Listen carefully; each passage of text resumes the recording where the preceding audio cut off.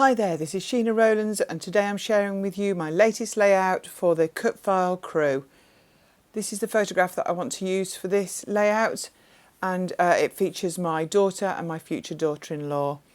Now to make this layout I wanted some nice sunny papers and ephemera, so I had a look in my stash and I found a couple of hip kits from last year. I think it was July and April. And there were some really nice papers and embellishments, so I decided this is what I wanted to use.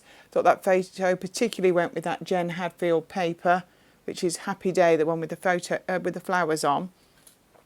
So I thought this is definitely the kit that I want to use. So I'm just going to look through the 12 by 12s and see if I can find a background to put the photo on. So that's printed A4 at home. See, the green goes quite nicely with the background, so that's a possibility. But I also like this one. This is another Jen Hadfield paper with the dark red. That's called Blushing Blooms. It's got flowers on the reverse. But there's lots of papers in this hip kit. I think I must have merged a couple together. But anyway, so I'm going to use the cut file. The cut file that we're using this month is from Paper Issues. It's called Shine Bright Sweet Summer. And there's lots of words you can use in it. So I've put some double-sided tape onto some cardstock. I've cut the word summer, I've cut the background, and then I've cut the summer word to go over the top, if that makes sense. So I'm going to actually fill this with sequins. So to go with the flower colours that you can see above that I've cut out of the Jen Hadfield paper, which was the Hey Hello Happy Day, I'm going to try and cover each letter in a different coloured sequin. So this now makes sense to why I put this double-sided sticky tape over the cardstock before I cut it, which means that the whole thing is actually sticky, so much so that my finger that's holding it down gets stuck to it a few times. But it just makes the whole process easier than actually like dipping each sequin in glue or putting some sort of wet glue on the actual cardstock first. So it's definitely, I have speeded this up a tiny bit, but actually it didn't take me very long at all. It took me longer to sort out the sequins, in fact, which for some unknown reason I tend to keep in a box all mixed together, but actually there's loads in there, so I've had a good sort out and picked out a few that I liked. I wasn't sure if I'd picked out enough, that's why the box is still there, but actually I think I was only missing maybe one or two. But as you can see, I'm getting a bit stuck to it. So I'm just going to work my way around. I wasn't doing it particularly in a rainbow order. I wasn't even doing it in order to match the girls' dresses in the photograph. I just thought if each letter was a different colour, it would look nice and bright and summery. So I've gone for like an orangey peachy for the S, yellows for the U. The first M, these are shades of blue and teal. It's whatever I found really in that colourways. Then I'm going to come in with greens for the next one. This is a really good way of using up a little bit of your stash. Obviously, it's not going to make a dent in the actual amount that I've got left, but actually I do like using things up, and this is a technique that I haven't used for a while.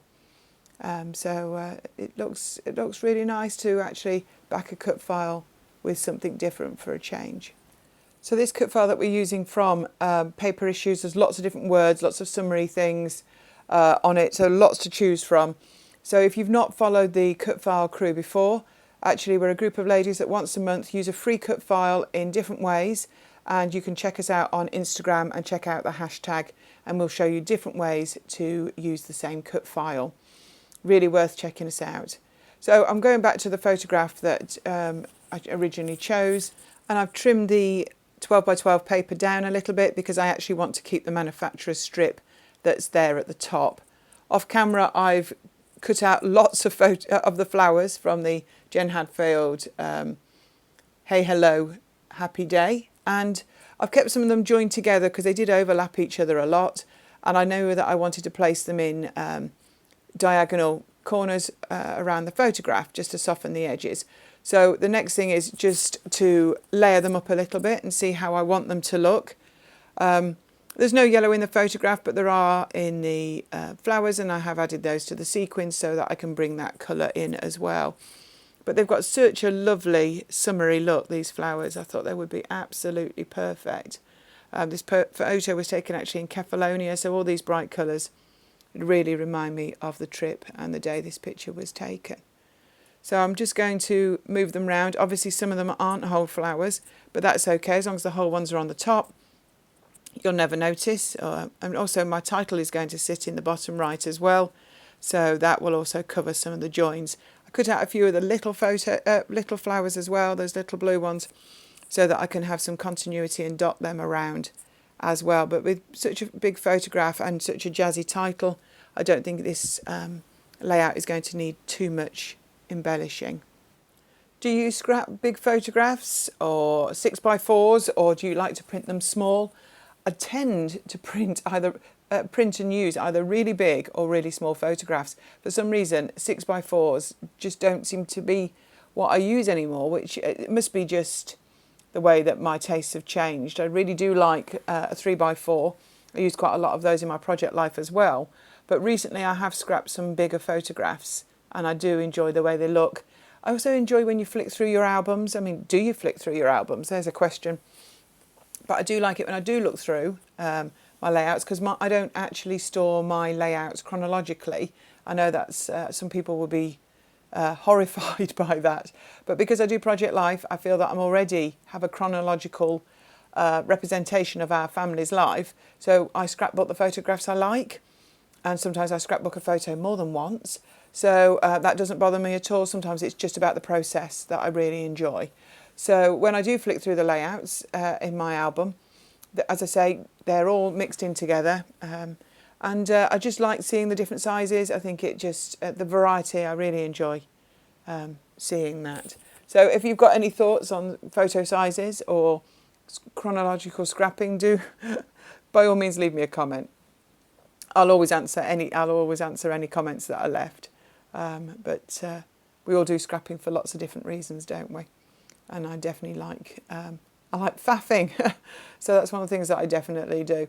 And it can take me forever to make some decisions. So I'm going to go back in and have a look at the rest of these kits, see if there's anything that I want to use. Now those words look really nice, but actually we already have a title for this layout, don't we, that I've made already. So just flicking through, I fancy adding something to the top left hand corner. Those rosettes, they're from the Maggie Holmes Sweet Story range, and they're lovely, but I just think they might be a little bit on the big side. So I brought in the chipboard from the Sweet Story range, and I'm going to have a look at that, see if there's anything on there that might take my fancy. So I quite like that phrase. It says sunshine and smiles, and that works wonderfully. And I'm peeling a couple of layers of the chipboard off the back, just so that then I can move it around. I don't like it to be sticky from the start. Also, I've just reduced the depth a little bit, because my albums, I'm getting less and less layouts in each album, and obviously storage is obviously an issue. I'm sure that might be something else that you have issues with too.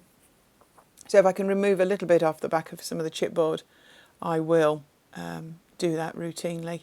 I think it's because I do that for my project life as well, because I really do try and keep that flat, because that can only go in 2 albums a year. Otherwise that would absolutely be taking over. So I'm still actually just moving things around, having a little bit of a look, and then I thought actually bring the title in, and that would be much more useful to figuring out where I want to go. So to go with summer, I cut the word days. I cut it in black initially because I thought there's black in the flowers, it can take it.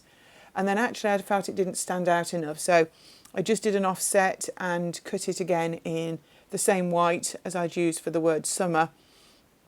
And I put the black on the white, and that definitely makes it pop more. I've covered some of the sequins, but actually you know what it says, that your brain will tell you that it says summer days.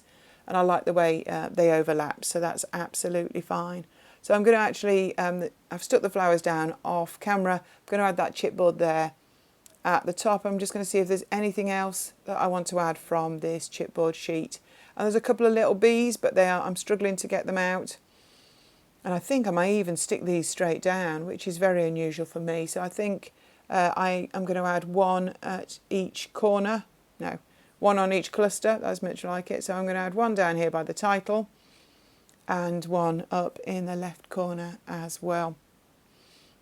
So I really like the way this is coming, but I do feel that I need to add a few of those little flowers, and I want to add some journaling too. So I've printed some journaling on the computer. I have the most terrible writing, but it's on white. So I decided that actually I don't want it to be white on this layout. I don't want it to stand out too much. I want the photograph and the title to be the priority. And they're the things that catch your eye. So just coming in with a ink oxide and just one of those finger daubers, I'm just gently going over the journaling strips, well, that they'll become when I cut them up, with a little bit of ink just to soften it, just to soften the white. Now, it's not perfect, it's not a solid colour, but it certainly just softens it enough for when I cut them out. Trying desperately not to crease the paper as I do this, because it is only copy paper that I've actually printed this onto. But I wanted to get the date on this layout, and I absolutely love this photo. These girls are with bride-to-be and bridesmaids-to-be. It's just so wonderful. So I hope you like the way this has turned out with the cut file from Paper Issues. This is the main image, and here's some close-ups so you can really see those sequins shining in action. Thanks so much for watching. If you like what you see, subscribe to my channel, give me a thumbs up. As I say, I'll answer any comment if it's about scrapbooking or anything that you think might of interest me. And I hope to see you here again soon. Thanks for now. Bye for watching. Bye.